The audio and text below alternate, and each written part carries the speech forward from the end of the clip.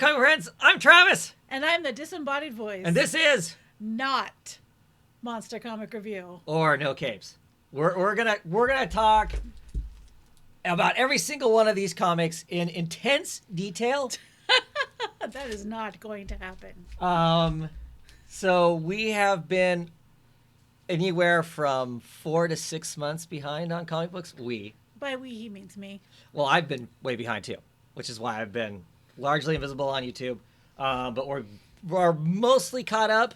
I now have 2 weeks of comics setting. I just got comics today, so I got 2 weeks of comics that we're now behind on. I've read one of what? I think almost 30. 29. Yeah, almost 30 comics.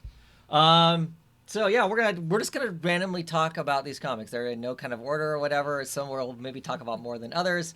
It's gonna be a challenge to remember, because for me, Oh, for sure. Because for Even me, this is a month, 2 months old, and it's not that I forget the comics I've read, but usually if I pick the comic up and open it up, and then I immediately remember, oh yeah, that's what happened in the last issue. Whereas doing it this way, I may not remember.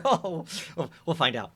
We'll find out. And then everyone will say, see, this is why you don't read monthly comics. This is why you read it in trade, because then you won't forget.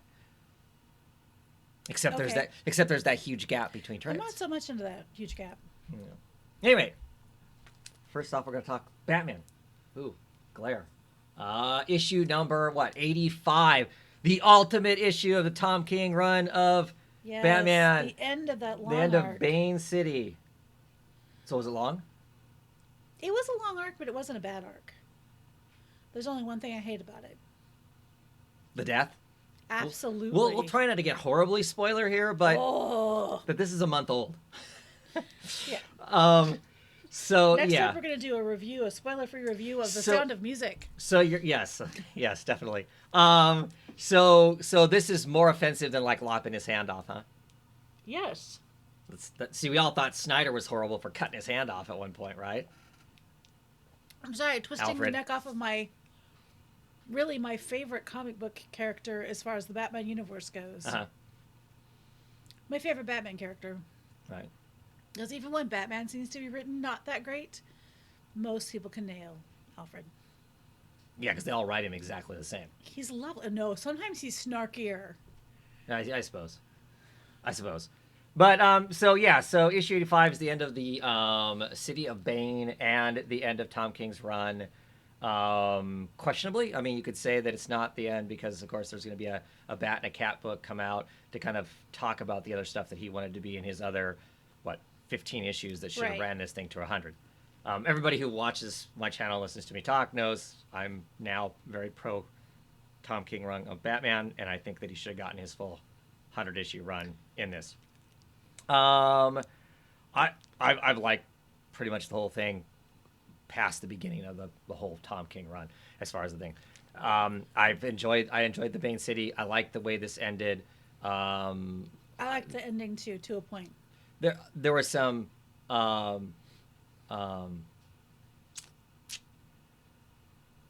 irony that I liked in it. I liked his dealing with Bane, and more importantly, dealing with Thomas Wayne. Yes. That you're not. I mean, just finally making it clear, you are not my father.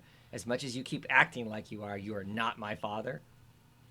Yes, I like that. The only thing is the epilogue. I could, if it weren't comic book torture, I could just cut that out. Cut that part off. So and then it'd be like, yep, that was great. Right. So you're talking about the Tiny and the Fourths, kind of. This is where my comic's gonna go. Which to me, I mean, I was looking forward to seeing what he would do. But Nothing the whole him. I like him fine. Yeah, the whole it's the Joker back. It's the Joker. Yay. Yeah. So I don't know that I'm super excited, but I have seen on my sphere of comic book Twitter everyone's all titillated by the new Batman. Everybody's jumping back on Batman because everybody left Batman. No one was reading Batman anymore. So now everybody's coming back. No one was reading Batman? No, not anybody. Clearly. Really? Just you and I? Yeah. All right, well, good for us, because that was a good run. Yeah. We held Batman together for 85 issues. That's pretty Cool. impressive, Woo! huh? We're awesome. Because I spent a lot of money. Anyway, I like I said, I thoroughly enjoyed it. Enjoyed the art through all the different people who were on it. Me too. Janin did a large chunk of it. Julia Belair colored most of it. Yeah, I like his version of Batman. Yeah. I mean, just kind of a different way of telling a superhero story, really, right? Yes. I think Tom King uses different language, uses different um, um, different beats to tell his stories than what most Yes. That's genre definitely true. superhero genre at times. It feels like literature. I mean, maybe that's snobby. Yes. No, no, it does. And it's not just, you know, potentially mentally ill man brooding in his cave and then punching people. Yeah, And then brooding in his cave and then punching people. but that's Batman, though. That is Batman, but there's Right. there's more to Well, that. and that's a criticism a lot of people have about Tom King in general. They don't like him because all of it, I mean, he writes The Heroes in Crisis, which was, had all kinds of horrible stuff happening. Everybody's just miserable and torturous and whatnot. And I want to point out, he got the girl at the end. I Yeah, mean, he did. it worked out. I mean, bad stuff happened. Obviously, the Alfred stuff is bad, but I mean, as far as the whole, as far as that goes, as far as him being just having a miserable existence, he did ultimately get part of what we thought we were going to get. He chose to do both. And so I do think that he is going to be a happier person in the way that Bruce Wayne would be happy. I mean, Right, as best as I know. the war on crime Right. goes and stuff. Yeah. Right. No. All right.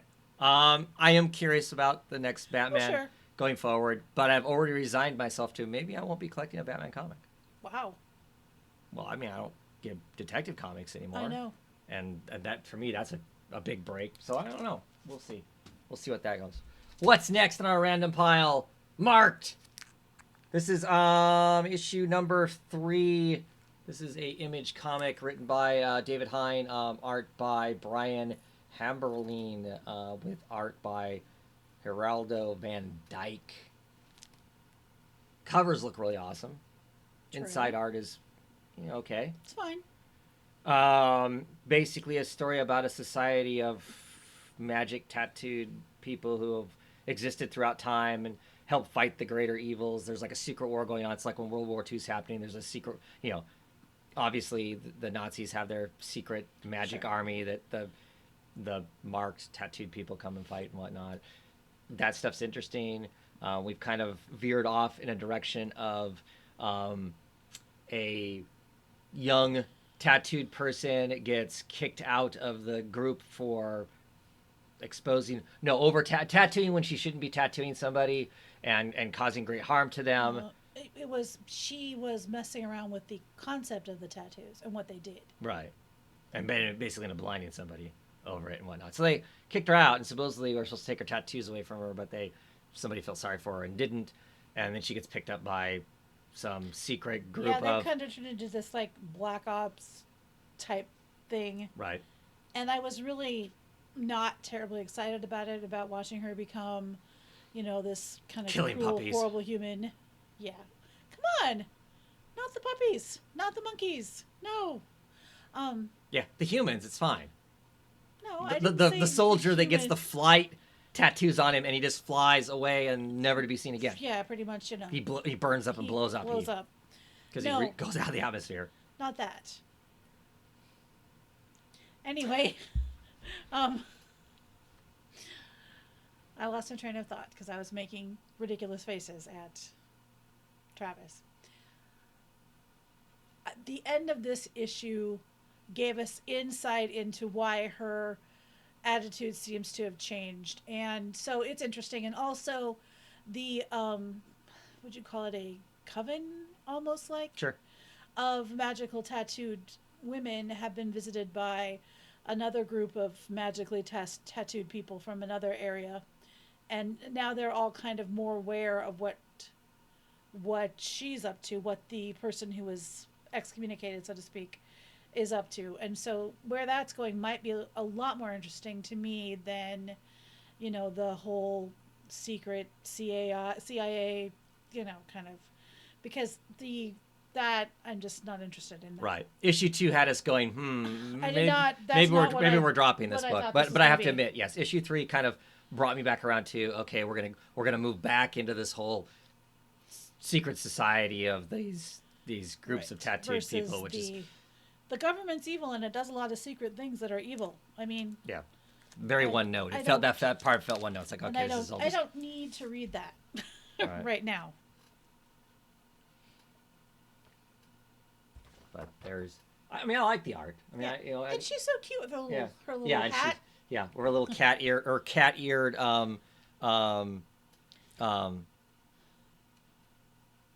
headphones. Yeah. And then she ends up, she's just nasty. She's a nasty little girl. Yeah, the agent that originally recruited her is talking about how she seems to revel in torturing animals, whereas before she really hated the whole idea of it. Right. But it turns out that's not her, so to speak.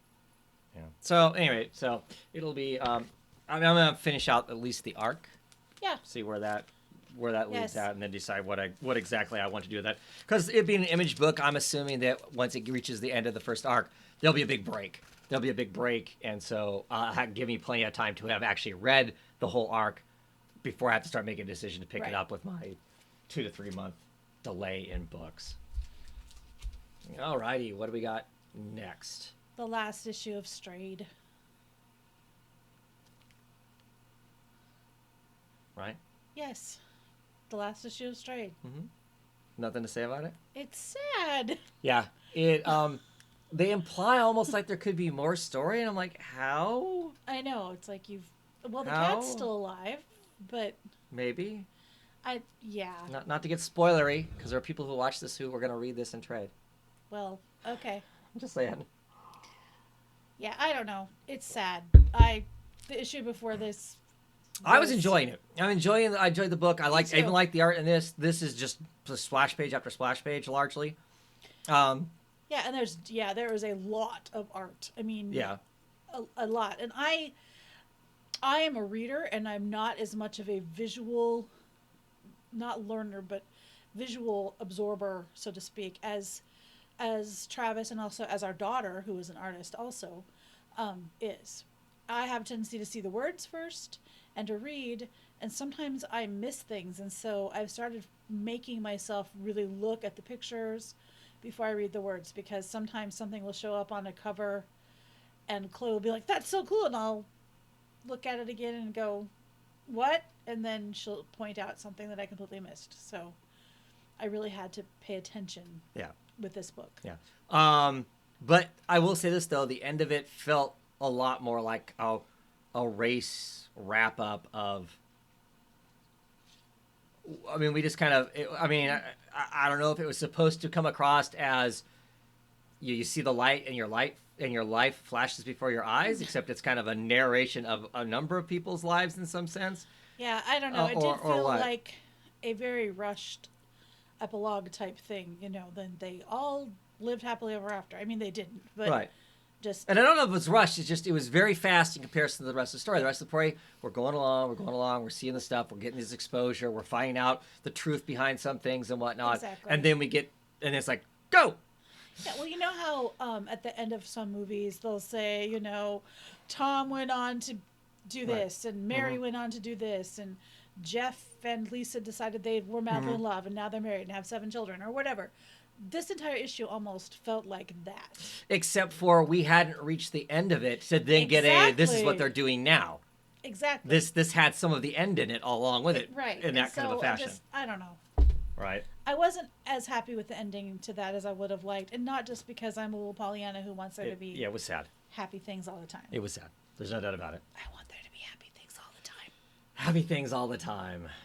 Once in future. Oh yeah, this is full of Issue happy number things. 5. This book is hilarious. It is so fun. Kieran Gillian written, Dan Morrow wonderful on art, and Tenora Bonavillain on colors on this.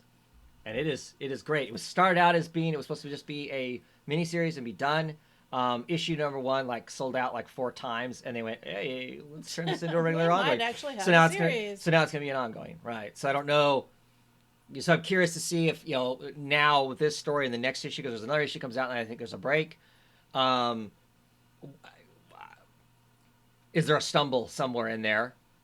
Just because you've had to gone from I was writing this with an end, Right. Well, I or hope some that kind of an end to. can't they make it like, that's going to be an arc, and then we'll move on to something else. Or No, I think this is gonna be a much bigger nemesis.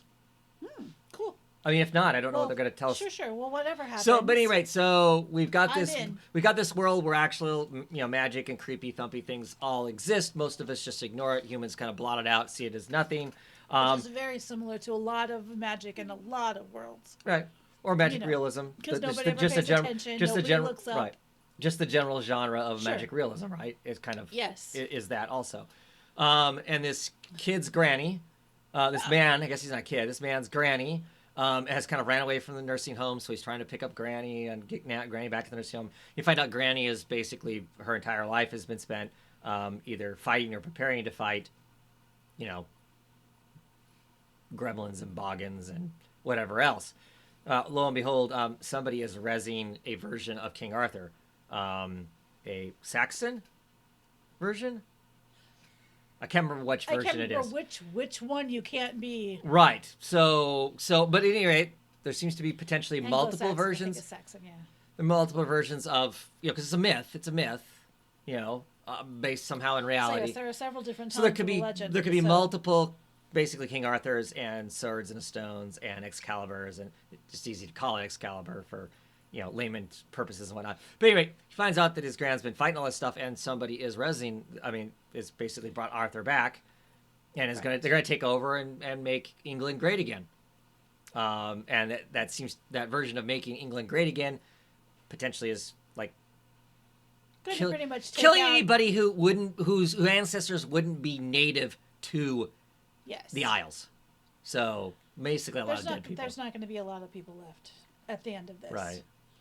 And That's the kind Harry and Arthur. Right. That's kind of the basic premise of it. It is funny. It's got lots of great humor in it because the guy is constantly trying to figure out, trying to accept the fact that half the time Grandma has him at gunpoint to make him do the stuff he needs to do. You find out some pretty heavy things about his childhood and how he was raised. He was raised away from TV, all this stuff. Basically, she groomed him to be this fighter without knowing it. Kind of a deal. And he didn't know, and she was really hoping that it would never happen. But yeah, all of this, and it's so funny because he spends so much of his time going, wait, no, what? Right. What? You're what now? There's a what? That's a real thing? And it's really, it's very funny. And she is so matter of fact, she just, she does not, she doesn't gloss over anything. Right. Well, and some of the times funny. And some of the times their way of dealing with stuff. Of course, he's somebody who let's talk it out or whatever. And she's just like, no, we're gonna shoot it. Right. And then you think, okay, she's gonna use some sort of magic. No, she's gonna pull a sniper rifle and shoot Arthur in the head from 1,000 feet, kind of a thing. No, she's not gonna shoot Arthur. She's gonna shoot Galahad. Well, right. But at any rate, I don't know. She's gonna shoot a human person. Sure. For good reason. At any rate, but I just thought that's his fun. half brother. Possibly. Yikes! Anyway, there's a whole lot going on, and I don't want to say anything else. Just read it. It's really fun. Super fun. I would definitely recommend it as just being a 100% good romp. Absolutely. Yeah. We are like 15 minutes into this, and this video is gonna be like 6 hours long. Criminal issue number 11. Everybody wants to be Teague. Nobody wants to be Teague. Sure you do. So you can get the girl, get the lady, live the good life, spend lots of money. Absolutely not. Yeah, and this is the issue where it basically all starts to go to shit. Yeah, this is the issue where everything is supposed to be happening for them. Your master criminal plan suddenly gets a few monkey wrenches in it, and you're not sure who's selling who out. You're talking to me from behind the book. Are you supposed to be doing that? Okay. Because I'm drinking. See my giant mug that people pick on me about? People pick on you for that absolutely fabulous mug. No, they just mention the fact. That your most amazing wife bought for you? They just mention the fact that's a lot of caffeine, which it is. Anyway. Is there any other way to consume caffeine? Ed Brubaker, Sean Phillips are just wonderful. Exactly. It's them. If you like their style, you're going to like this noir, book. you like, pulpy crime type thing. They definitely put the capital N on noir. And it's got that sleazy 70s crime film feel to it as well. And I didn't really watch a lot of those, but I can definitely feel it and I'm like sitting here pushing my fingers together because like that grittiness, like I can almost feel it with my fingers. Yeah. I really don't have anything else to say about And it. I mean, but you read this watching the traffic accident happen. Yep, pretty much. There aren't, at the end of the day, there aren't. There's no winner. No. There's Criminals don't win. Surprise. I mean, so. Most of them don't. But I enjoy it, even with the not as good coloring as what it used to have on the team. But what else do we got here? Daredevil, issue number 15, Through Hell Part 5. Chip Jardowski written book with Chichetto doing artwork on it. It's kind of fun having watching Chip write because I'm used to him being the artist on say Sex Criminals, mm-hmm. which I've never I don't I kind of completely forgot that was him. That's the other bad thing. I don't always look at the front of the book to see who's writing what until I think, wait, I know this style, and then I'll go back and go, oh, yep, that's that person. Mm-hmm. But I'm enjoying this Daredevil. I mean, there's nothing. I wouldn't say that there's anything. It's not taking it in some direction I've never seen before or anything like that. But I think he gets Daredevil. I mean, there is in a sense he's kind of given up being Daredevil in this storyline right now because he is responsible for potentially having killed somebody in the process of stopping a crime. So he's got that guilt-ridden, so he's pretty much given up Daredevil. Other people in Hell's Kitchen have taken on Daredevil. We've got the side story going with Fisk, as Fisk is trying... That's actually the only thing I want to talk about. Mm-hmm. And that is that, I mean, I watched the entire Daredevil, Netflix thing with that Fisk, who, you're supposed to be getting into this depthy thing with him. I did not find him sympathetic. I did not like him. This Fisk, it's not that I like him, but I feel, I understand, and I don't want to be one of those, I feel your pain people, but I understand how he feels and what's happening to him, and it's so completely not anything that he's used to. And he's trying so hard to be this other thing, and that's all. Right. He's trying to move with the higher end society, the people with the real money that operate legally in the world, and he finds out that he's probably a pretty small fish in the grand scheme of things. And his vulnerability, his suddenly realizing just how vulnerable he is, and now trying to figure out what he's going to do, because it's obviously a playing field that he's not sure how to operate in. He thought he was being so smart, and in the old world he was, but he's been out-financed and out everything in his current dealings. As he's trying to be mayor, he's given up all of his official criminal activity, given up the gang life, and given that to everybody else. Why he continues to be the mayor and a criminal, a corporate criminal as opposed to a political criminal, trying to be the mayor, right? And well, he's trying to do things the legal right way. Even, I mean, his inner thoughts about it are not. Well, he's going about, but he's still being illegal. He is buying up using shell companies to buy up farmland because they're going to legalize marijuana, and he's going to own all the property. Right. So through shell companies. That's not legal. That's illegal. That's what I'm saying is he's still being he's elevated himself to what is that? That's white collar crime. Yes. Elevated himself into white collar crime as opposed to more blue collar crime where you roll people on the street and that sort of thing. But now he's sitting in a hospital bed wondering what went wrong. So that's a storyline. I have never liked Fisk, and I've gotten to the point where he's like the Joker, where I don't really. Yeah, almost. Where I'm just okay. Let's put it this way: in the TV show, I'm tired of him. Okay, well, you're comparing it to a TV show as opposed to that's true, but he's in the book all the time too. Don't get me wrong. I know. Anyway, though it's nicer sometimes. This has more been about Daredevil versus himself, mm-hmm.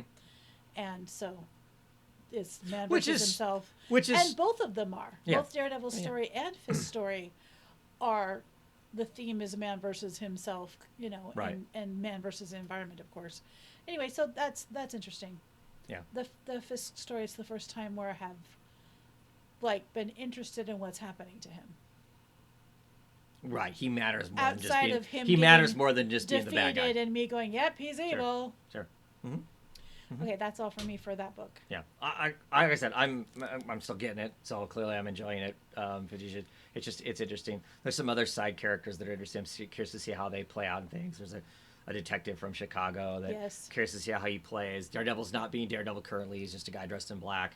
So there's some other elements along the way that I find interesting, and so yeah, I'm enjoying that. And he makes lots of bad decisions. So for sure. yeah, Very human bad decisions. and I guess I like my superheroes that make bad decisions. So you like your people to be human. yeah. So issue 4 of SFSX or Safe Sex, depending on I don't know how, which title it's supposed to be. Written by Horn, Dowling doing art, and Hickman on colors. I'm a big Dowling fan. His style here is looser than it was in the Unfollow, but I still really like him. So this is issue 4. Our story basically is this is like San Francisco, if it's not actually San Francisco. It's San Francisco. So basically a theocracy has taken over. Is it really? It's not really a theocracy, though. It's just very puritanical. Okay, so to me, I equate those. Yeah, two. exactly. I personally equate it's those not two Gilead, things. but it's Yeah, Handmaid's Tale. That's a Yeah. Handmaid's Tale reference. But it is though at the same time. Right. So basically, they're sex is dirty and disgusting. The government is really literally all up in your business. Yeah. Every time you have sex, you have to log it, and you're only going to be having sex with your wife, and under certain conditions. Yes. So I mean, so it's not a matter of It's not a matter of going after a particular kink. It's not a matter of going after a I don't know what I'll call it, beyond a kink. So it's They're not going after sex workers specifically, right. Or literally everybody. I mean, even a married couple, you have to log, and it needs to be basically missionary position, blah blah blah, without anything 3.5 minutes or without whatever. anything extra entertaining. Kind of a deal. I mean, it's like, yes. I mean, the book, stiletto heels. The book starts out. The book starts out with a woman going into a job interview, and her makeup's her lipstick's a little too bright. Her neckline's a little too small. Her shoes are a little too high. I mean, she gets criticized, and then we roll into the whole. So anyway, there's a few characters that are from basically a sex club that was very popular and very exploring a lot of kinks. And that all gets shut down, gets wrecked. The matriarch of that club disappears. Kidnapped. Well, disappears. They don't know if she's dead or alive or whatever. Yeah, right. But she was taken away by the. Right. By we the don't need to go police. into the tiny the details. Right. Okay. But it's them trying to find themselves and how do they operate in this thing, and husband's been snatched up because even though he's been doing everything right, he's been dotting all the T's, crossing all the I's, he happens to walk into the wrong place and then finds himself under conversion therapy, which is freaking torture. Yep. In my head, it's torture anyway. It's I guess. So I have a few problems by the time we get to issue 4. Some of my problems are they're not just trying. I mean, because they're trying to convert people, so they're not disgusting perverts, basically. And in the process of trying to convert the husband, there's a guy that's an addict himself, a pornography addict, who he's trying to get better, and his process of getting better is trying to help somebody else get better, supposedly. They kill him. It's like the guy starts to escape. This guy's trying to escape this basically prison. Not the guy that's trying to get better. Yeah, not the guy who's trying to get better is trying to stop the husband from escaping. Right. And they decide he's weak, and they just shoot him dead. So there's no rule of law in this place. That threw me off. I mean, me too. I get them being in Puritan jail or whatever, maybe, but just idle-handedly, shooting him dead. That to me was like, whoa, that just seemed way out. And there's lots of back matter in this, which is cool. It talks about different stuff and whatnot. Not necessarily my bag, but interesting stuff to read just to get somebody else's perspective on some of the. I'm losing words as to what I want to go. This subculture of whatever. Right. And the author basically says, readers have said these two things, and I'm telling you no to those two things. I mean, because one of them is this person who was the head of the of this giant sex club. I was wondering, maybe she's faking it, whatever, and they've blatantly said no, that is not the case. Faking her conversion into... Right. So, okay, I don't know where the story goes. Yeah, I guess we'll find out. I mean, And I'm to me, invested that's in right. some of the characters, but Right. I don't know about some of the plot points. We will find out. So there's some shaky places for me that have thrown me off of being truly interested in the book. Or, yeah, I guess. But something different. I mean, it's definitely a different kind of a book to read. What do we got next? The Old Guard. Force Multiply. This is issue 1 of a second of what now is going to be 3 sets of books. The first one came out more than a year ago. Written by Greg Rucka, Fernandez on art. I like the art. You thought the art was distracting? I think that for me, one of the action scenes was difficult for me to process, but I think it's also just trying to get myself back into these characters. So, look at that giant. No, that's gorgeous. That whole opening scene is beautiful. So, Fernandez basically, in my opinion, has kind of an Ed Rizzo style. He currently is doing the art on Moonshine. Thank you. Yes. And 100 Bullets, which you haven't read. No, I have not. But it's a little looser. His style's a little looser, but it's still heavy shadows. Colors are always simple. He doesn't do his own colors, but colors are simple. But it's heavy shadows. But like I said, his is a little looser, so his faces are a little are a little sloppier looking. I guess you could say than what Rizzo's is. But so the basically that's that right there. That was the scene that when I first looked at it, I had trouble processing what all was going on. I think that's the one. Right. So Andy's staggering into a room. There's already people sitting in the room, and he doesn't realize it until afterwards. So we're getting a kind of a pan of the room. And I think that was it. It's a 180 shot there of him staggering into the room in the dark, and then there's somebody sitting in his room already. It's the 180 shot, and then it flips back to him locking the door and thinking he's safe, and then whipping around with his gun because he realizes he's not. So the story is about a bunch of immortals, a group of immortals. The main character has been around. She does not know how long. She's literally been alive long enough. She does not know. She can't remember all of way pre BC. I mean, way back, kind of a thing. And she has picked up people along the way. They've been exposed at one point. In the last story, they were exposed and then escaped from basically having some guy try to pull them apart to figure out how to make himself immortal. He wanted to become immortal. And they don't know. You're not immortal forever. Right. One of the times you die, you just don't wake up. But all the other times you wake up. So it kind of I think some of them wish or hope that this is going to be the time. Right. So to some degree, it changes your perspective, obviously, on life. I mean, you've been alive for centuries, not just hundreds of years, but centuries. And centuries is hundreds of years, so thousands of years. Okay, thank you. So this first issue kind of reintroduces the characters to us, where they're at right now. They're freeing, like, I don't know, there's a bunch of women that obviously are being, basically, I would assume, are going to be sex trafficked. Kind of a deal. They're slaves of some sort, white slavery of some sort. And the person in the scene that I was saying I had trouble with, Andy, he has left the group. Well, because he betrayed him. Right. So he sold them out to the scientist guy in the last one, and of course he's been caught, and they're gonna pick him apart, or they want to know where everybody else is at and whatnot. And one of these ladies is new. She literally was in Afghanistan or Iraq, gets Right, killed, just discovered gets this. Sorry killed the about one this time, cough, and guys. so she is. So we've got this very new person who's just starting to learn and embrace the immortality, and then we've got the person who's thousands of years old. Right. And we'll see where we go. And the thing's just been picked up by Netflix. There's going to be a movie. The main character is being played by Theron. What's her name? Charlize Theron. Charlize Theron. So some big name people are playing all the people in it. So that'll be. I'll watch it too. Sure. But always comics first.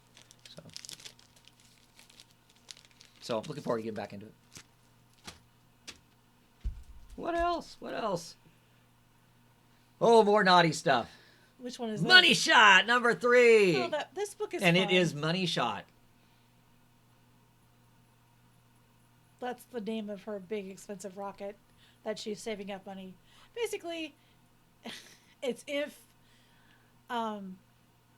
aliens exist, they came to Earth roughly around right now, and they said, hey, would you like to be part of this alliance? And they're like, oh no, oh my goodness, you guys are such a mess. Never mind, just getting by. And science is no longer really respected as anything, so it doesn't get any kind of funding. So they are figuring out how to go out into outer space to other countries, other worlds, and they are filming alien porn in order to raise money to launch her big rocket. Well, they are. I mean, they've launched the rocket. Once, but they want to be able to fund it again. But they're riding it. Yes, but they also have to. I mean, they're doing more. They're getting more scientific funding by going out and basically, like I just said, filming porn with each other, but also with aliens. But that's part of their science, though. Yes, that is part of their science. So it's not like they're doing science while doing the porn. The porn is what keeps the ship moving. Right. So, and this group of scientists are not all the same type of science, which is the one thing about that I'm kind of like, okay, how many places are there a lab that has both, bio people in it and nuclear physicists? Universities. But these people, they never say that they're from a university. I know. I'm just saying that. Well, Yeah, they're also in the I'm splitting hairs. Near completely science disrespected future. Don't get me wrong. I think the book is a lot of fun. It is really fun. I'm sure that maybe the scientists are kind of coming together in various places because there are fewer and fewer places for them to work and get any kind of money at all. So that's the hook. That's what gets them traveling and exploring stuff. Is this alien porn? Right. But clearly there's a lot more to the book than that. I mean, by issue 3, we're dealing with actual real feelings and how all of this that they're doing, plays into all of that. And how it got started. Right. So that's all well and fine, and I think is fun. Yeah. Kind of thing. It's just a fun book. It's Seeley and Betty are writing it. Tim Seeley has written lots of stuff. I think Betty is their first foray into comics. Rebecca Isaac's doing art on it, and I really like her. I've liked her for a very long time. Good to see her back. It's something I want to read because mostly she's been doing she's spent the last few years doing Buffy and the Vampire Slayer artwork, which I'm not a Buffy fan, so that has no interest to me. But no, just lots of fun. There's nothing horribly gratuitous in it. I mean, as far as you're gonna get much more vulgar stuff in an issue of Saga than you are in this. Absolutely. Short of other than them using the word porn, and they cuss a lot. I mean, right. Which is kind of one of the gags in it. Like they're in like harrowing situations where they potentially could get killed, and so they're dropping F-bombs, and every time they say fuck, right. they have this floating drone that records all of their stuff they're doing. Little Shot? Yeah. Something like that? Yeah, it's Little Shot. It's the filmer. But so it will film the stuff they need to make money with, along with recording everything else they're doing. So every time somebody drops the F-bomb, it's like it will stop and go, begin recording, blah blah blah, and then it'll go, oh no, this really nothing's happening. That's not what whoops. Right, and it broadcasts all over the place and whatnot, but it's fun. Like I said, I like the book. It's been entertaining. Mm-hmm. So I agree. It's fun. This book. Oh yeah. Oh, this book. As if you aren't totally in love with it. Oh, so He's yes, totally in love with it. John Constantine Hellblazer is back. This is issue number 2, He's back in a big way. and written by Simon Spurrier, with art by Aaron Campbell and colors by Jody Blair. And it is right back, in my opinion, where Hellblazer was back when it was a Vertigo title, back when it was the original thing, back when it had its own sense of being whatever. Cy Spurrier in 2 issues, well, plus the special to get the thing started, to kind of get him back into the to get him in the Sandman universe. So he's been removed from the DC universe proper. Clearly gets the character, I think. Because most people, since they shut down the original book, have just gone, oh, John Constantine, he's a bastard, and he just screws whoever to get whatever he needs selfishly. And he knows how to use magic. The end. And that's not what Constantine is, and never has been. Yeah, he's a bastard, but he's also somebody who can't walk away from what actually needs to be done. And unfortunately, there's a cost to the stuff that needs to be done. Exactly. And I agree with Travis on all of this stuff. Back on the very first run of Hellblazer, that was the thing that I dug out of Travis's comics to read first, that and Sandman.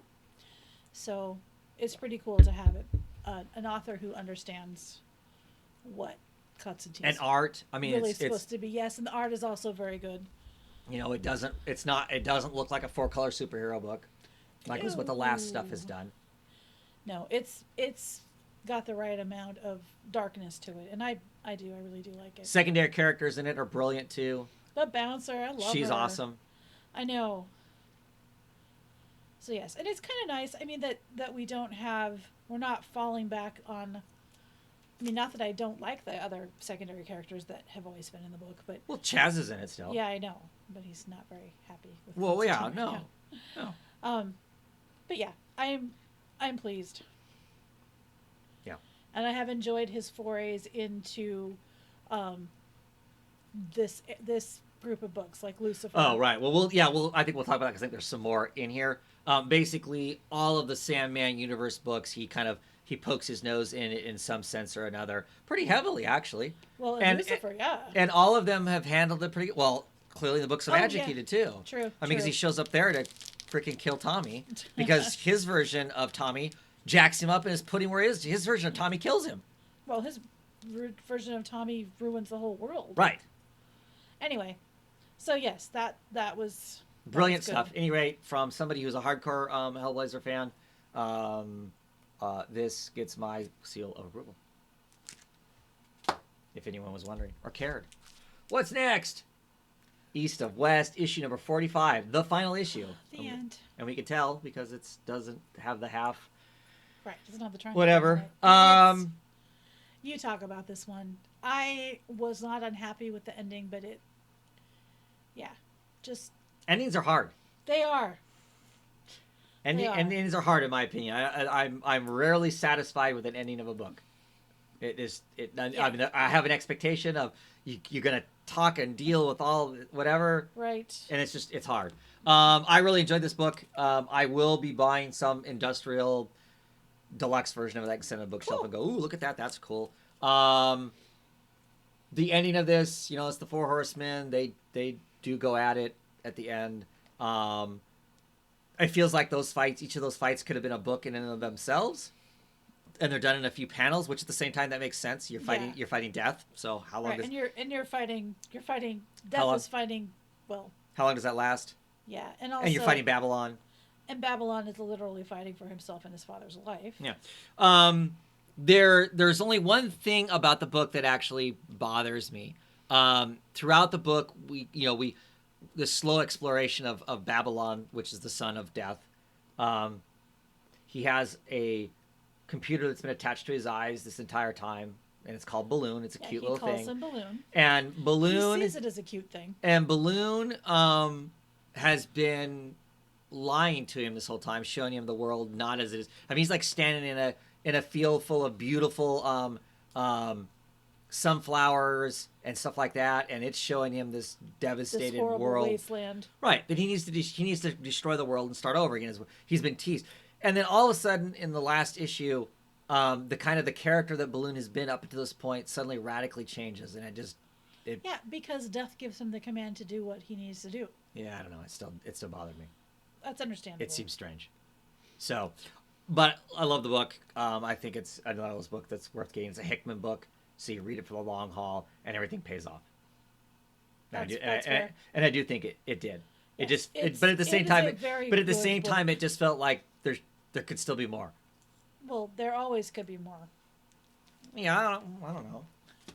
There are comics I've read that I absolutely love the ending of, and it was perfect, and comics are falling down, and I don't need any more. Yeah, I understand what you're saying. So But I was not unhappy. Like I said, I wasn't unhappy with the ending. next up, a comic book we're not going to talk about. So as I stopped reading it. 3 panels into issue 1, stop reading it. Yeah, I read the intro book. Yeah, which pretty much made us unexcited to actually read this. Yeah. And of course, the way I order my comic books, whatever. So you have to talk to, you have to listen to Eric Longlock's reviews podcast if you want to get all the exciting stuff about Legion and Bendis. I'm just not feeling Bendis. Bendis is going to be writing another Leviathan spin-off book that has all characters in it I absolutely love. I'm not touching it. That's fair. I just can't get into whatever. Something about Bendis' writing. I just don't. I'm not feeling it. Oh, Lord, Mountainhead. I don't even know how to begin to talk about this book. Mountainhead issue number 3. Yeah. It's a horror comic. Yeah. All kinds of bizarre things are happening, and okay, here are 2 things. One, a boy was kidnapped by a criminal who also believes in all of this magical weirdness and that everything is out to get them. And he was raised that way by this man that he thought was his father. He was separated from the man and was returned to his biological parents in this idyllic little mountain town. But this idyllic little mountain town is having a whole bunch of weird, crazy stuff going on right now. Somebody was stuck up in the mountains. People are getting Mountainhead. Yeah, this is the first time the title has come into it. This Right. old At the very end. codger At the very end of says issue 3. that when people get super crazy from being out And the up high in the altitude. mountains, and the high altitudes were not meant to be up there, you get crazy, you get Mountainhead, is what this guy said his dad called it. And the people of the town are like, but so-and-so who has just bashed his head into a police car until he's bloody And unconscious, yeah. for no reason that anybody can find, hasn't been in the mountains. He goes, well, look up, the mountains are coming down to us. And so a lot of crazy crap is going on, and meanwhile, criminal guy has escaped from jail and is out to find his son. And the son is trying very hard to figure out how to find a place with this family he doesn't remember. And his sister, who was adopted after he died, they're kind of becoming friends. Mm-hmm. Anyway, there's just a whole lot going on. And it is definitely a horror comic. I mean, look at the cover. Oh, yeah, the cover's so busy, I don't know. And the art is Weird. it's the Mad magazine style art is kind of how I think of it. There's a little girl smashing a rabbit on the road with a big rock. Yeah, like Dun, that's dun, just dun. what she does. Well, it's a normal thing. Yeah. It's what I do when I'm in the mountains. Okay, we're never going to the mountains together. Again. Anyway, there's a whole lot of weird stuff. And yes, there are, like I said, it has that feel of someone who has written illustrations, or cartoons for Mad Magazine. Yeah. And so, but it's been fun. It's an interesting read. Yeah. And you just kind of roll with it. That's what I'm doing anyway. Well, right, because you're not given enough to really make I'm not being clued in. you're not being given enough to really speculate anything, because it feels to me like that the crazy fake dad who's basically on a murder spree to get his kid back, that whole storyline has got nothing to do with Mountainhead, I don't think, and what's going on there. Right, but then maybe what the guy thinks is there is really there, and it's happening in this town. Right. Yeah. Right. So yeah. And so maybe he'll have the ability to help fight it back when he gets there. Yeah. And honestly, I don't know how that's going to end, and it's going to be a ride. Right. We're barely scratching the surface of our comics. Catwoman, issue number 18.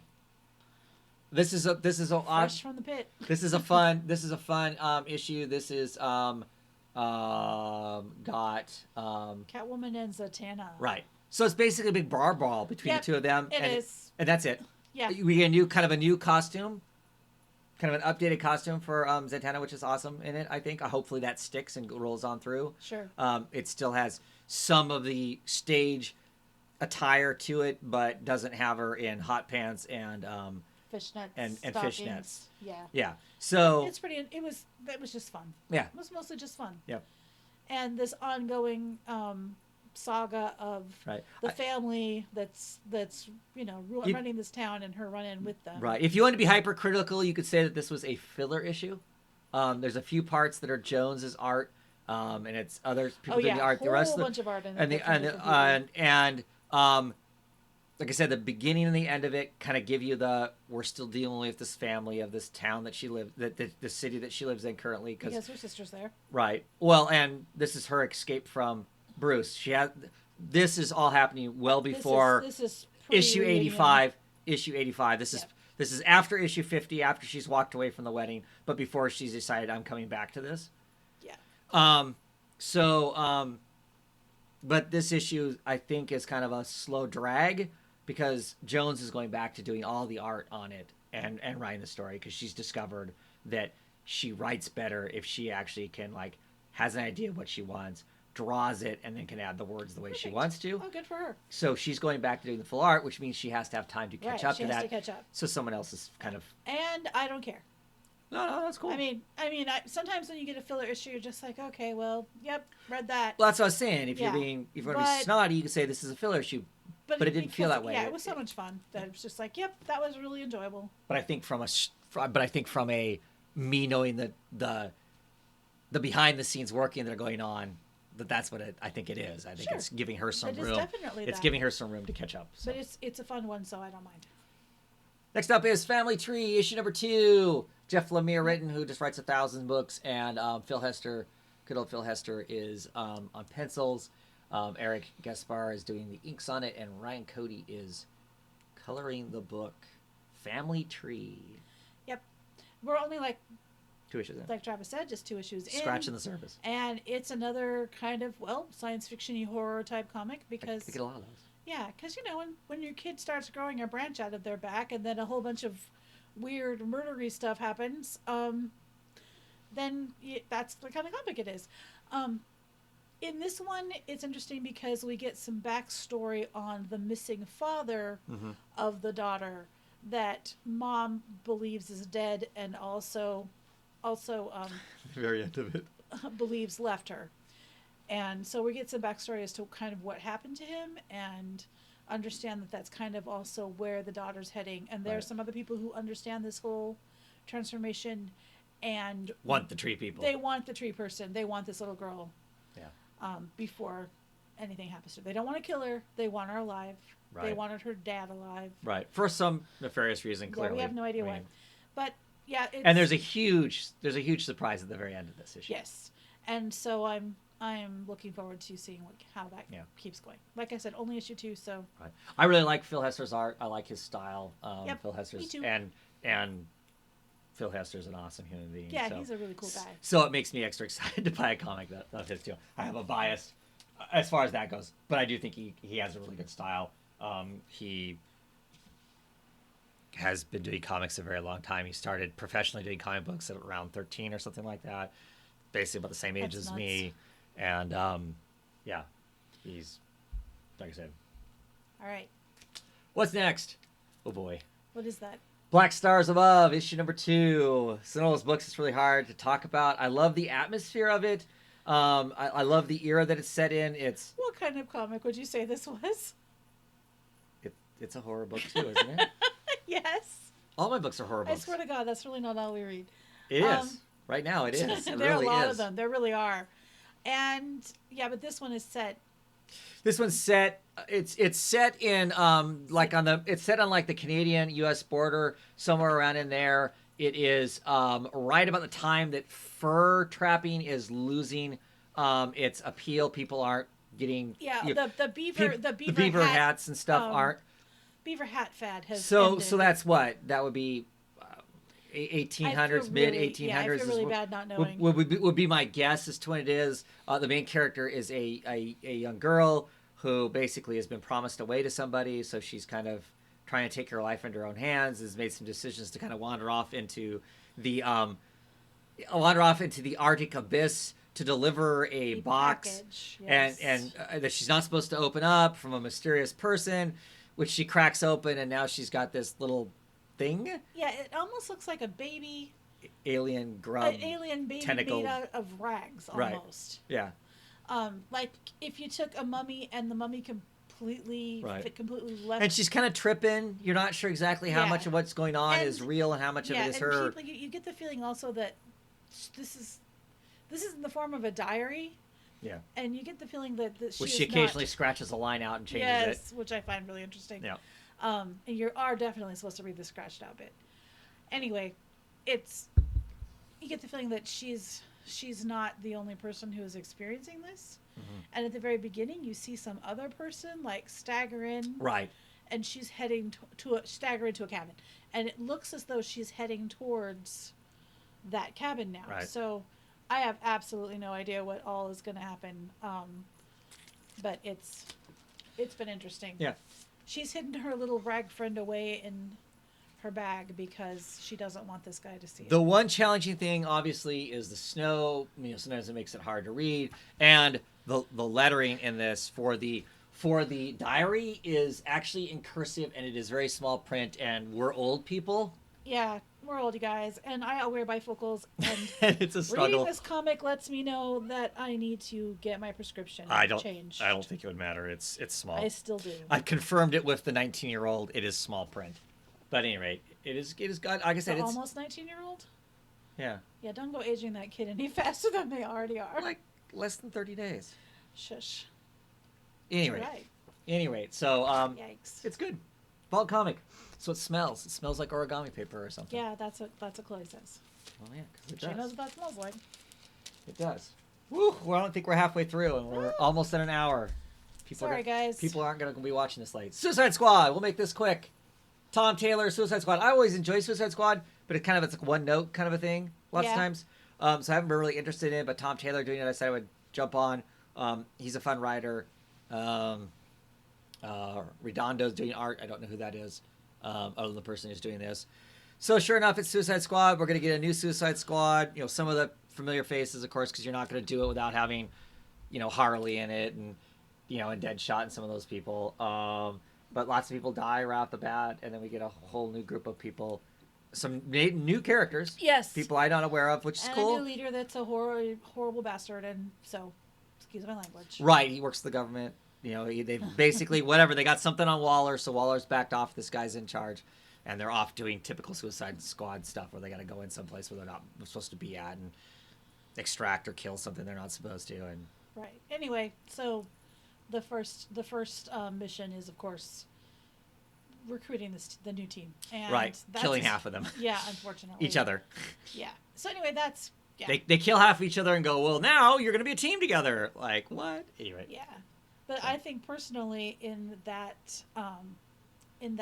place, in their place, I would be all for uniting against their new leader. The guy who has a switch that he can just pull a trigger and your brain blows he up? blew Yeah. somebody's head up. Yeah. Anyway. It's the Suicide Squad. Yes, Yep. of course it is. Right. Okay, enough of that. Yep. Da da da! Superman's pal, Jimmy Olsen. Jimmy Olsen pranks the Dark Knight. Issue 6, halfway through the 12-issue maxi series. Matt Fraction back in superhero comics. Can we just say that this has been really fun and silly and enjoyable? Because we don't really need to go into the plot so much, do we? Because there isn't one. Well, there I kind mean, of there is. No, there's not just kind of. There truly is. Jimmy Olsen blew up a... It's Lex building. Luthor. It's Lex Luthor trying to remove the rest of the Olsen thing. They do a wonderful job of kind of showing how Metropolis literally started out. as being this tiny little place, and there was Jimmy Olsen's ancestors and there was Lex Luthor's ancestors, both in this place, and they have basically been fighting over stuff ever since then. So Yes. it's really not Superman is Lex Nope. Luthor's nemesis. It's the freaking Olsens, and Jimmy is just accidental fall into everything backwards, Yep. and somehow it's a disaster. It is hilarious. Uh, It is extremely Lieber's funny. Lieber's art is brilliant. He is a masterful at drawing physical comedy. Yes. And I say that because there was lots of hilarious stuff in Superior Foes of Spider-Man when he was doing it. Yes. There's lots of stuff in the Fix that is all just physical. It's the art that just making you laugh your ass off. Matt Fraction is a brilliant writer. I think he's potentially genius on some of the stuff that he writes, and I know there are people who will go, "Are you insane?" He wrote, the Agents of Fear Marvel event that was tragic. It was horrible. But if he's allowed to kind of basically open up and do what he wants to do, take the characters he wants to, and not have to try and write a proper superhero book, I just think yeah. things it's fun. like Casanova, Sex Criminals. I just think he writes some for good sure. stuff. Yes. So anyway, so getting him in a regular comic, I just think is freaking awesome. And I know that at one point you found some of this tedious because like every 2 pages there's a narrator going, and it's it's almost like I read it in the kind of the absolutely. voiceover from Batman from the from Batman and the Robin 1966 TV show. Batman Super TV campy. show, and it's super campy. It's ridiculous. It's run-on sentences. It's onomatopoeia. It's all of this. It is. Yeah, it's fun, but All of this great word it's one of those genius. things that you're just gonna have to read it yourself because there's a lot to unpack on one level, and on the other level, it's just it falls under. We've got a lot of horror and a lot of romp, and this is romp. Yeah, it's just hilarious. I mean, there's just parts of it that just like, Jimmy Olsen's like interviewing Superman, and it's just Yes. the stuff is just hilarious. It's hilarious, but clearly there is a real plot of There a real is. something going on, but it's just all he's hiding inside Batman's suit. It's hilarious. Batman shows up. Is that my bill? Yes. Yeah. That's his wheel to the Batmobile. Yes. Just like I said, it's some hilarious stuff. Next up, we have issue number 3 of Strange Skies over East Berlin. Jeff Oh, look, it's Loveless. science fiction and horror. No idea what you're talking about. Lysrando Esserin? I'm horrible at names. I would say Esterin because that first Okay. part is how you spell Esther. Okay. The name Esther. So Esterin. But again, I don't know these people, so I have no idea how they pronounce their name. Wonderfully atmospheric It's comic. It continues to be very stifling feeling because they are down in a bunker in the height of Cold War, East Berlin. No, they're in Russia now. They are. Yeah. Yeah, this bunker is in Russia. It is very stifling. You get these dramatic moments of people kind of remembering bad moments in their existence. Some alien force is down there with them because this comet or whatever. The way that they're being haunted, and they're being haunted by the people that they made their probably biggest regret, Right, resulting in pain or death or whatever. right. And this is probably the one that pulled it together for me the most. This is the issue that made me go, okay. And it like I said, it's very atmospheric. And the other thing that's going on is you got these 2 kind of master spies. One's like one is the Russia's East Berlin's master at getting people to confess and Right. catching people and whatnot, and the other guy is an ally spy who's He's a double agent. at least a double agent, and they're both kind of in the same spot. He showed up in this place acting like he was the spy buster, and then the elite spy buster shows up. So it's been kind of a nightmare as far as that goes. Something weird landed. But there's this larger thing. There's this alien thing that is. something they don't really say. There was just a big flash. There it is. Hence the strange. No, I think they are still in East Berlin because Strange Skies over East Berlin. Wherever they are, they're under the ground. And Well, this thing it was has Strange landed. Skies over East Berlin because that's where the comet went over in the first place, Yeah. Okay. and then it crashed somewhere. Anyway, so yes, they are they're kind of trying to figure out what happened, but at the same time, there's all of that tension. Yeah, it's good. It's The good. Iron Curtain, Berlin Wall tension.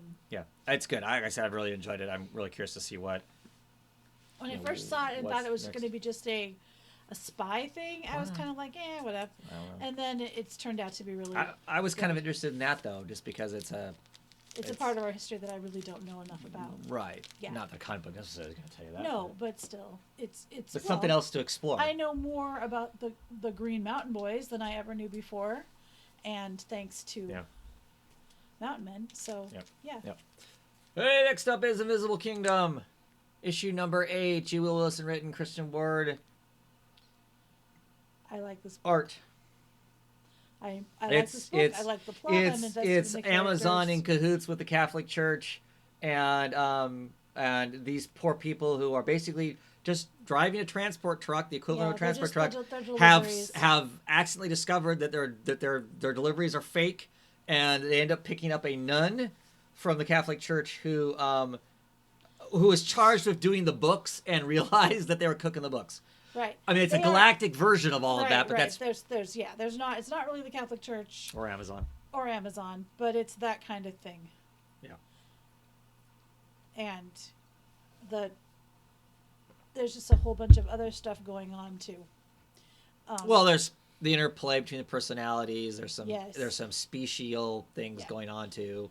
The one problem is that a lot of the people are the same.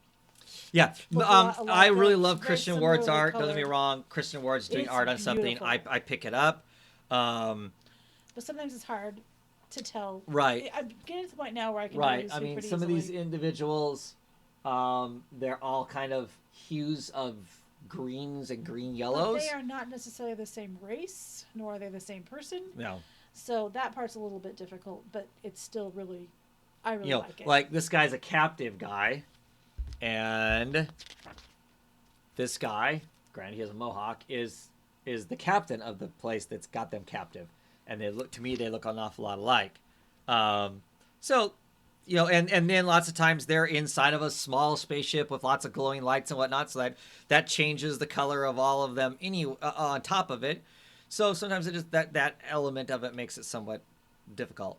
But no, Yeah. And everybody's on the run. The nun is on the run. The people who are the delivery for the company, which is actually called Lux, they have been falsely accused of doing something so they're wanted because nobody wants them to expose. the fact that it's all a fraud. Which they did, but nobody believes Nobody believes it. Because, of course, the people with the money instantly spun it into something else, that they're, crazy renegades, and, Yep. yeah. Right. Yeah, enjoyable. Yes. As we slowly quit talking less and less about the books because we're an hour plus in. And Skulldigger and Skeleton Boy, the latest spin-off from Black Hammer books, written by Jeff Lemire. This one is, I cannot say the man's name. Normally he does... Yeah. My very best guess for the last name is Zonjik, but again, I don't know because that is not a name that I know how to pronounce. Right. I would have to look it up. Right, so... And I didn't look it up. But so. at any rate, so he normally does the artwork for all of the Lobster Johnson books from Dark Horse Comics. Yeah. That's, I mean, pretty much if that character's Cool. drawn, he's the one that does it. Gotcha. I like his art. I like his style. Sure. It's kind of I like that cover. on a That's not- cartoon I don't know if level that's kind him. of thing. That's him. Anyway, I like the cover. So this is, another story from this world. So it's got kind of a Punisher-esque kind of a character. Yes, It's like that's a good it's like way a of slash calling between him. Punisher and the Batman, kind of. So this kid is being mugged. Well, his And family. his family's being mugged, and this guy shows up. The Skulldigger shows up to save him. Doesn't get there in time. Gets there in time to save him, but not his parents. He basically brutally kills the people who were mugging them, Right, and he tells the kid to turn away, and the kid won't. and the kid won't turn away. And by the end of it, he breaks the kid out of juvie, out of the Yeah, social worker right, place. the kid is waiting to be placed, and he's not speaking. And there's a detective who really wants to get Skulldigger, Right. and so she's she is going against everybody's orders But and just clearly, saying it was him, right? yeah, look at that. That's some cool stuff right there. And clearly, It's beautiful. clearly the some of the cops don't care. They're happy that this Right, guy's right, out there right. whacking perps. Yes, You know? but she does, and No, yeah. she is, you know, where Sergeant Bullock used to be once upon a time with Batman. There's just some great stuff. But the interesting thing is that it's narrated by the boy Mm-hmm. at the end, and there's this thing saying that he thought that he was being rescued, but actually, Yeah. the school digger was not the hero in the story. Right. He was the villain. So Right. I'm looking to see how that all works Some out. of these spin-offs of the Black Hammer stuff have been excellent. They haven't even really had any real reference to the Black Hammer world and have been really good. So I'm interested in this first issue. Yeah, I am too. The art's brilliant in it, so I'm down for that. So, anything else to say about that? Nope.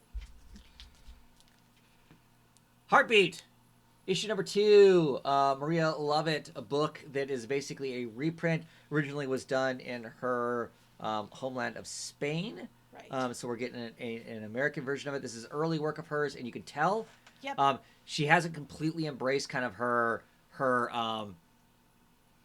art style that she has now, which to me seems more kind of along the lines of being the type of art you use to show fashion, like clothing fashion and stuff. Like you would see, the quick fashion drawing I understand what you're of saying. this is Yeah. what a dress would look like. That's always what strikes me as her art style. Here it is. I mean, the covers are closer to her art style now because the covers are new, but the interior art is Right, it's- much smoother, Right.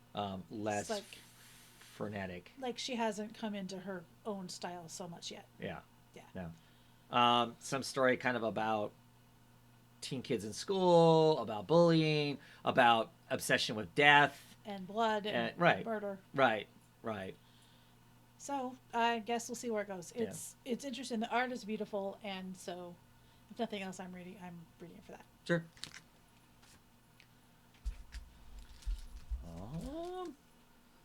Don't have much to say about this.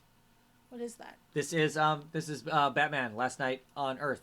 Oh yeah, that's The Joker right. in it's funny because he gets to play Robin. He finally gets to be Robin. Right. It's definitely a Snyder Capullo Batman book. It feels like I'm reading New 52 Batman again because they're still playing with some of the ideas that were introduced there. I read it because it was there and it was to be read. Yeah. And it didn't bother me. I mean, parts of it were For me, it interesting, but it's continues to just kinda establish. like, For me, it continues to establish that I don't need to read Snyder Capullo Batman anymore. I mean, that's fair. the initial issue. This is issue 3. It's a black label, thick, expensive, more expensive book. Issue 1 was intriguing, the kind of setup of it, and then once we started getting into the nuts and bolts of it, I really wasn't as interested in it. Like I said, I think I've had my fill of that. I'm tired of it, I guess. So That's fair. wasn't bad. Just Wasn't great. if you like the Capullo Snyder Batman stuff, probably definitely worth getting. Aquaman. I've got tons to say about Aquaman. It's been kind of interesting. I enjoy the other water gods. Uh-huh. The retirement home water gods. Right, that are hanging out in the Yeah, bay with him now. Those are fun. The Aqualad bit. I'm interested. That's pretty That's interesting. kind of the reason I'm hanging on to it.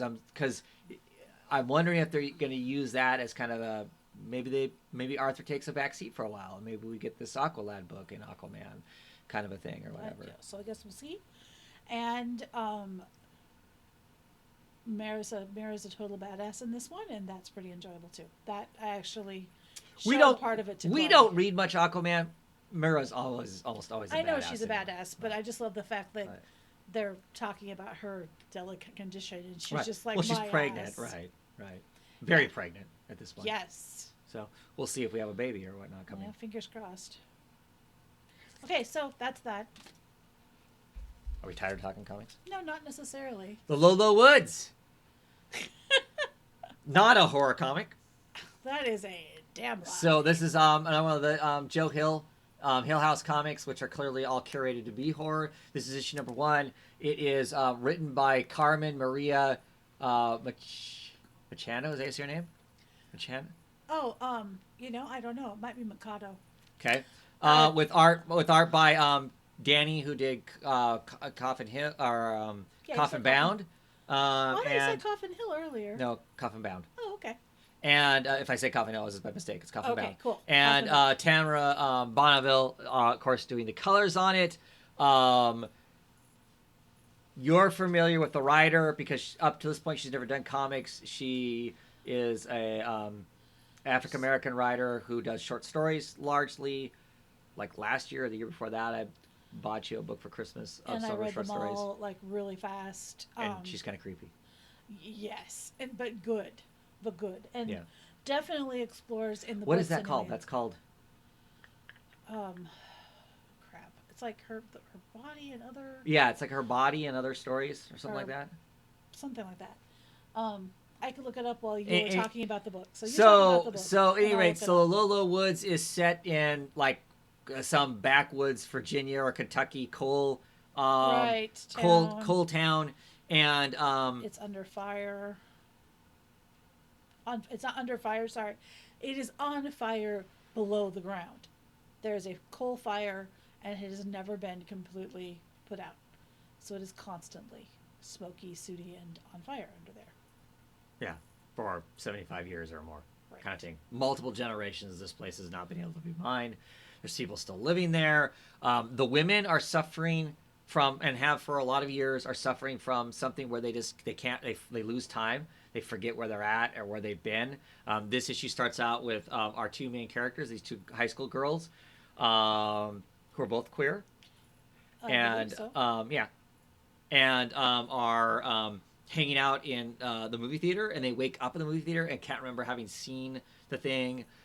They wonder if the kid that's running the movie theater roofied them or something like that. Her body and other parties. Her Barty and Her Other body Parties and other parties. Yeah. is the name of the Yep. short stories. Anyway, but with the Danny art, it's just creepy. It's really good. It's really she's this Hispanic. this whole idea. Okay, She's not African American. I am wrong. Well, no, I didn't know. You're just a person of color. Yes, definitely. Um. Great books. Anyway, book. so the there's like this weird deer creature that pops out as they're riding their bike home. Yeah, with hands. Yeah, they're and they show some relationships going on, some queer relationships in the book. Yes. But like there's this underlying, here's this hell town that Everybody is slowly leaving. but they're not though. Not everybody's leaving. There's No, all kinds of people being left there. there. Some people who are left there and who are staying, but also she says at one point that she thinks someday somebody's going to wake up and be like, realize that they're the last person in the town. But that the people who have left had the means and ability to do that. Sure, but then there's a whole bunch of them that haven't. Who don't, right. Right. And also there's the forgetting disease type thing, that the condition Mm-hmm. that had supposedly tapered off. So that people weren't experiencing that anymore. It got to be so bad where as soon as you hit puberty or something, they started.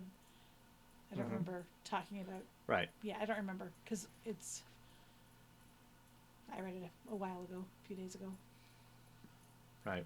I like it. It's, Oh, yeah, it's me one too. of my favorites of the It bunch. definitely has her feel to the style of the writing, and I really liked her short stories. So Yeah. And I'm a big fan of Danny. I don't know where the hell this artist was before these latest books that have come out, but she just screams old Vertigo style books, and but has their own style, on top of it. But this issue, like I said, we get some history of the town to kind of set the pretext of what's going on, beyond these two characters. that's the weird deer thing. Yes, It's There's creepy. the weird deer thing, right? But yeah, just yeah, like I said, I dig it. I like the style, of the art, and yeah, no, there's some really there's like I said, I already showed you that page. There's just some really good stuff in it. I'm curious what's going on. I guess only like 6 issues. Oh, okay. It's definitely a miniseries. It's like something that's going to go on for a long time. But I think I just got issue number 2. Oh, sweet. So looking forward to diving into that. Next up, not a whole lot to say about Edgar Allan Poe's Snifter of Terror, Season 2. It's just Issue 3. basically a lot of fun retellings and goofiness, Right. riffs on his fiction and other Right. horror fiction. Yeah. And that's pretty much what it is every time. Yeah. And reflections on Poe's, Poe's general... conditions, his views of the world and whatnot, and kind of lots of times satirical looks, at least in the back, because it's because the Ahoy books all have comics in them and then have prose and some other stuff in them that they want a literary magazine kind of thing that is spearheaded by comics, and the stuff in the back of it, the prose in it, is definitely a kind of a satirical horror look at what's going on. And some of those are fun in today's society. In one fashion or another, for sure. More Daredevil. Daredevil issue number 16. I don't think we have a whole lot to say about it that we weren't talking about the first. No, yeah, I think we're pretty much good. Right. Yep. Right. He's entangling himself with Elektra a little more, and we'll see where that plays out. We made this beginning of the second issue of things. Justice League Dark. We haven't talked about Justice League Dark. Ensnared by Calypso. This is the issue where they're being bombarded. Cersei has like all the power. She's getting ready to completely break them. Yep. And they're down in the bottom basements of even the Justice League Dark part of it. There where all the magic stuff is hidden at. Creepy stuff is. Right. And in a room designed by Wonder Woman. Right. And they're down there, and Zatanna has the diamond that has Eclipso in it, and Eclipso is trying really hard to go, oh, he let really me loose. Wants to come out and play. Let me loose. Let me be your tool to fight Cersei's and the Upside Down Man. But fortunately, and unfortunately at the same time... Well, and Cersei's in Wonder Woman's body, kicking everyone's ass, and Wonder Woman's spiritually stuck on the moon. Yeah, with the Upside Down Man. Yeah. And then they strike a deal. And we'll see how that plays out in the next issue. It's been So good. Wonder Woman's back. It's been super and enjoyable. Things get...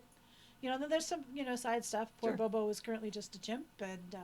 well, yeah, that's part of Cersei. There's a bunch of other stuff, with her messing with them.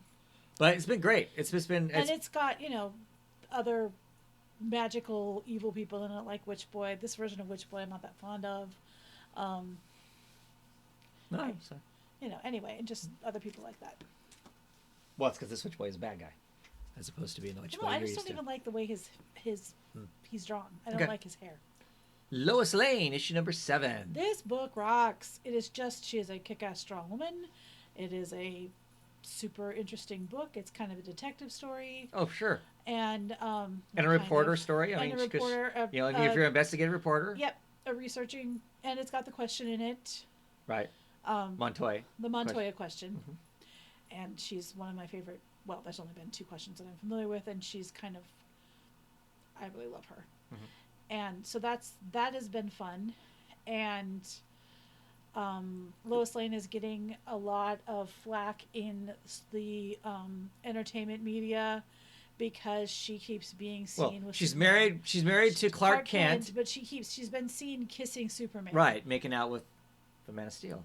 And so people think that she's cheating on her husband. And from what I understand from the end of, from that stupid epilogue in the Batman, that Clark Kent has come out and said, hey, guess what? Not yet. Boys and girls. Not yet, but yeah. But I'm Superman. Yeah. And I have a feeling that this might be why. Just to go, yep, this is ridiculous. But anyway, that's... Spoilers. Sorry. Good God, wreck the damn comic for me. Now I don't need to read the last 5 issues. Great, good for you. Come on, you read the epilogue. You know what it said. Not really. Oh. I didn't really. Well, I did. I saw some of the pictures and went, okay, I don't need to read and this. It sucked. But I read it, unlike you, who implied that you had. That's okay. I didn't read that entire last Snifter of Terror, and I still reviewed it. So good stuff. At any rate, the Lois Lane. Yeah, and one of the things that my bright and amazing husband and my super bright and amazing daughter love about Lois is she is smart, she is capable, but she's a horrible speller. Which me and Chloe struggle with the spelling. a lot. So, And yes. so they really do love that about her. And Well, I they love apply it that a lot. too. I mean, like she'll be on the phone with Perry, and Perry's going, Lois, This is not how that's spelled. This you does know, not have complete. Does not have two P's. right, right. That's not exactly it, but But it's it's awesome. that kind It's of awesome. thing. Anyway, quickly, Doctor Doom, issue number 4. I've dropped it. I didn't read it because I mean, you I dropped was it. interested in kind of seeing where, some Doom stories can be interesting and whatnot, depending on how they want to play them. I read the first 2 issues. I didn't like it, so I quit reading it. Yeah. This issue number 4, kind of pulls it back to someplace that might almost be interesting, but I don't think so. I don't think so.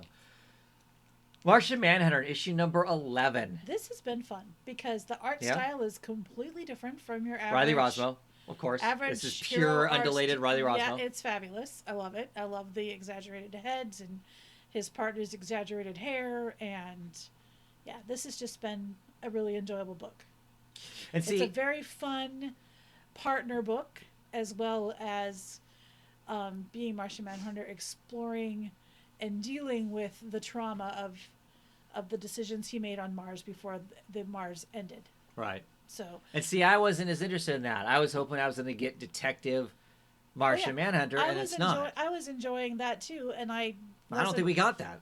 Yeah, at first I was like, can we just just enough Mhm. enough Martian crap, but it's turned out to be. It's kind of been important that he get through this. Right. Well, Would I get. love this to be a buddy Martian hunter. I mean, I get the story. detective I get the story that it is. Absolutely, I would love for it to there to be an arc of the two of them just doing that after they're done dealing with the current story arc. Mm-hmm. Because I love them together. I love all of their backstory. They each have tragic backstory. They each had partners that they had to choose, and the way that things happened between themselves and their partners were not good. Right. I mean, I get the kind of story that it is. I still wanted the other story. Sure. And I did too at first. So, but well, it's like, this is what I'm it still. is, so I'm going to it's enjoy not at it. first for me. It's still. You're still. I still And I wanted did not that. know this. Yeah. Because we haven't really been talking about the books other than what did you think of it when I will go, oh my goodness, this thing that happened. Yeah, this isn't a horror book. It's a book It's everything. about a it's mega box everything. store. So it's How could it be anything else? It's everything. So it's set in the early '80s when malls were the thing. Is it really set in the early 80s? Yes. I really wasn't sure. It was just one of those books that's kind of sorry, I kicked your chair. Not timeless, but could be now, could be then. It is set in the '80s. Okay, well that explains a lot. It is set in the '80s. It's when malls were really big.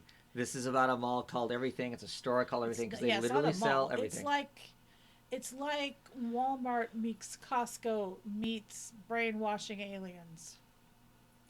I don't know if there are actually any aliens involved, but there's definitely something going on that is not just. Well, right. There's besides and of it course, being the downtown is suffering because of everything. One minute, I'll stop talking. no, you won't. I really will. So so they sell everything, but there's this sinister side to it beyond it being a conglomerate and crushing all of its competition and all that sort of stuff. There's some secret something. They're putting out radio waves. The guy in the downtown that sells stereos and whatnot figures out that there's some sort of sound wave thing going on.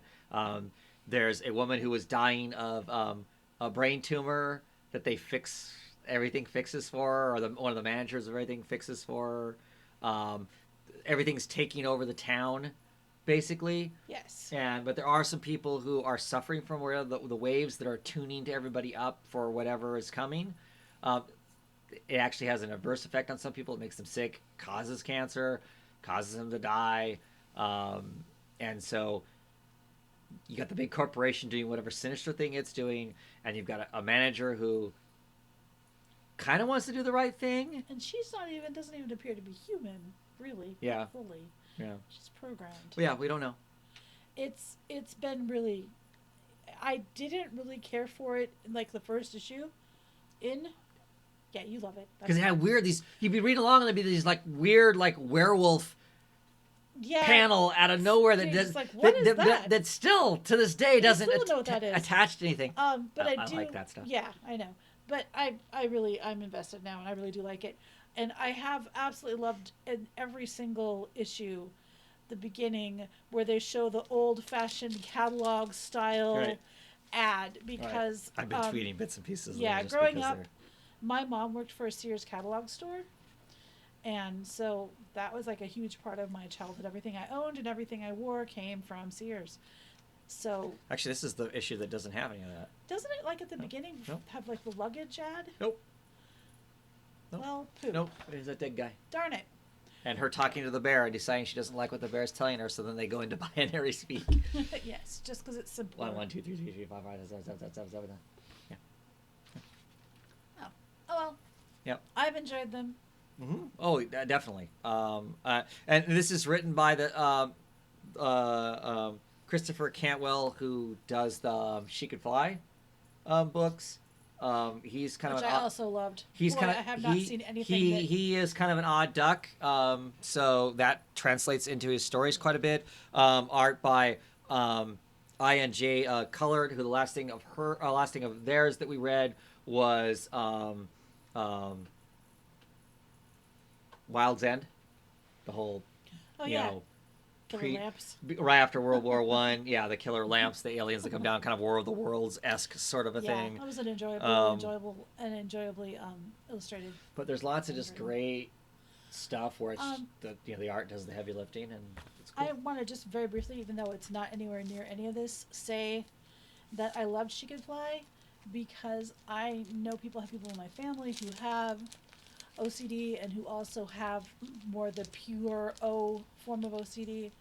I don't think I have ever seen an illustration, especially the cactus illustration, if you ever read it, you'll know what I'm talking about, that really shows what that compulsion and obsessive thought is like. And so I really felt that deep in my mentally ill soul. It was just really good. And I'm really glad that somebody took the time to illustrate that in a way that people can actually understand when they look at it.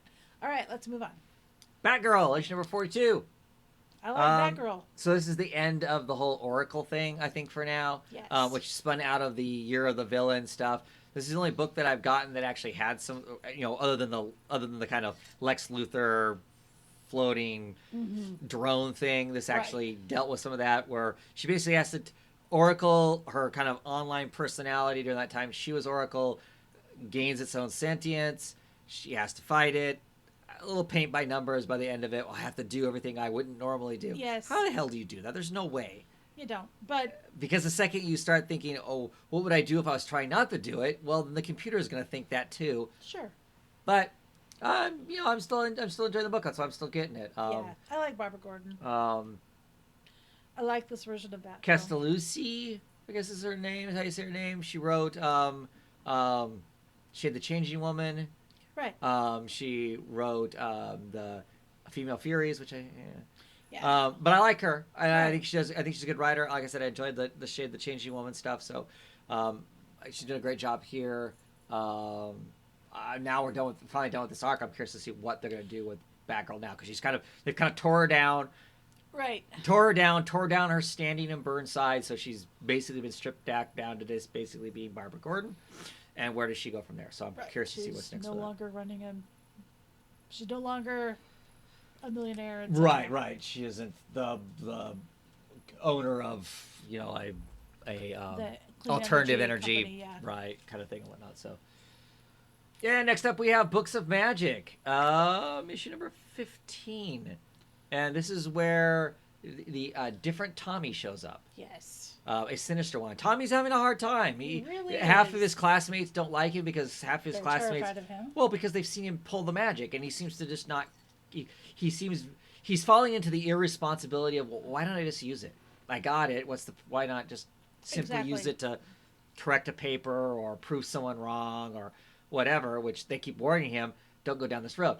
The whole idea behind Tommy is he has multiple paths he could take. He could either be a good wizard or he could be a bad wizard. If he goes bad wizard, he could destroy the world, a la why Constantine wanted to kill him. Right, because in the world, the universe, the Constantine comes from, Tommy does destroy them. Tommy's this evil thing that just goes and annihilates everything and whatnot. And at the end, there's this like almost Three Fates-esque people, but they're more. Well, like no, that's monks? the cold. That's the What cold. are they? That's the cold flame. They've been after him this whole time. Okay, they're members of the Cold Flame. Right, Sorry, guys, right. I have never actually seen them. So, and I think it's just a disguise. Right. Well, no, it's not. It is a Tommy from an alternate reality, and he thinks he's playing the Cold Flame. The Cold Flame realize that he's I think they both think they're playing each other Right. to get rid of this Tommy and whatever kind of thing. Yeah. So But Tommy is 'cause definitely this is an evil tugged Tommy. down, but he's being tugged down the wrong path Sure. in a major way, and Sure. I hope that they're able to pull him back because Who's they? well, Ms. Rose. Yeah, but Rose is like either convince him or kill him. That's where they're Yeah. all at, and she's under pressure from a higher authority to That's look. true. You better get him in line quickly, or you're not doing your job in getting rid of him. Tommy doesn't have any friends right now. No, he really doesn't. Closest thing he has to a friend is the crazy lady that throws birdseed and collects toys, in the park. That's the closest thing he's got to a friend. Right. Because like his school friends, who were some of them Oh, were no, his they're friends for a while. terrified of him. Right. Yes. Right. So. Anyway, so I guess we're gonna see where that's going. I did not enjoy that issue, but that's all. I did. I liked it Well, yeah, of course you did. because I like people being in distress. I'm a- Why would I I'm want to a- read just a happy-go-lucky Oh, story? yeah. That'd be No, I'm not saying that it wasn't. boring. Yeah. All right. Whatever. Exactly. Yes. Exactly. What's Issue next? number 17 of The Dreaming. Oh man. More bummer Mickey stuff. Yeah. No kidding. This is so. I mean, it continues to be really good, though. Really good. I will continue to say that Simon Spurrier and Blisk Everly and Matt Lopes continue to weave a story that could easily have been part of Gaiman's book. It's just, Yes. to me, it feels very, very natural progression of the next thing. And there's We've just got a nice glimmer of hope at the very end. We've got a replacement. we clearly have a replacement dream now. Dream. And the replacement dream is completely jacked and potentially does not know it. The people are starting to see the cracks of what the hell they're going to do about it. I mean, because it is the Lord of the Realm, and the Lord of the Realm basically does whatever it wants to. We've got Dora off really discovering who she Right. is She and knows what's what going she on. is now, and she also knows what the Right. new Dream Lord is too. So we haven't seen what her answer to that's going to be. So Yeah. all Well, really good, I don't know, interesting people are- stuff. she's going to end up getting potentially deleted because she's in. I trouble. just really feel like that Blisk Everly should win all the awards for art. Her art is just gorgeous. Yes, it is. It's great. She's one of those people Oh, and that Matthew also borrowed somebody else's Eyes. whose eyes. Oh, Abe's Abel's eyes to be able to look to find Kane, to find Cain. some fraction of Kane. Right, because that story needs to be restored, and also using Abel's eyes. Keeps not the dreaming only from looking through is it. the Dream Lord not able to, the new Dream Lord not able to see what he's up to, but with Abel's eyes, he can see the Dream Lord for the other part of it that it is. Yeah. And I'm not going to say what it is, but it's there's a. Good. It good is stuff. not a good time to be a human in this Excellent particular book. version of the Excellent Dreaming. book, though. Okay, yeah, go on ahead. No, I'm just saying. It is. Yes, It's- it is. It is very good. And I was very happy to see one of my favorite Ds at the very end of this book. That's a bad thing. That's not a glimmer of hope. What are you talking about? It's not, but it is. Yeah. Anytime Death shows up, it's going to be a party. That Death rocks. She does, but it's not a Yeah, good maybe sign. She can find somebody else in that group that can help. Okay, yeah, so he shows up. I'm a bit busy, but I'll take a few moments for you, Lucian, because I like you. That's not going to be a few moments of, I'm bringing you back to life, because that's not what she does. That's true. I guess I'm just happy to see her because I love her. Sure. It's But not going to be a good time. Okay, fine. Still love her. I feel like she's trying to do something though, because she's got to know that what's going on isn't normal. And that's where Dream's at now. And that's what Dream's doing. Okay. Just like in the original run of the Sandman stuff, it wasn't like she didn't let Orpheus go off the deep end and do what he did. Yeah, she did let Morpheus, but she also showed up and kind of gave him support and kind of helped point him back towards figuring out how to be himself. It didn't work out. All right, next. There is We're no next. done. That's Yeehaw. it. An hour and 40-some minutes probably in. Thank you for those of you who are crazy enough to watch to the end of it. We'll try and keep these more Well, we'll have less regular and books. shorter. We'll have less bugs from now on, so it won't be so bad. Anyway, thanks for listening, and catch you next time. Bye.